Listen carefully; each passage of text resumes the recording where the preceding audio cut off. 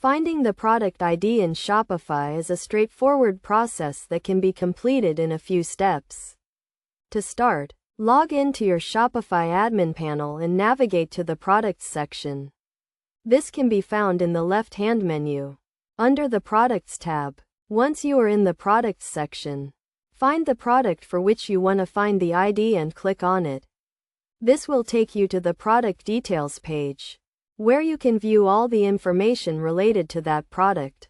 On the Product Details page, click on the three dots at the top right corner of the page, and then click on Edit Website SEO. This will take you to the SEO settings page for that product.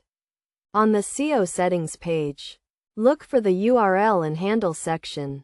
The product ID will be the number at the end of the URL. It is usually a series of numbers, and it is unique to each product.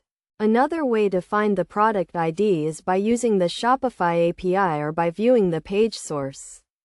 However, the method described above is the simplest and most straightforward way to find the product ID for a product in Shopify. It is worth noting that the product ID is an important piece of information, and it is used to identify the product in the Shopify database.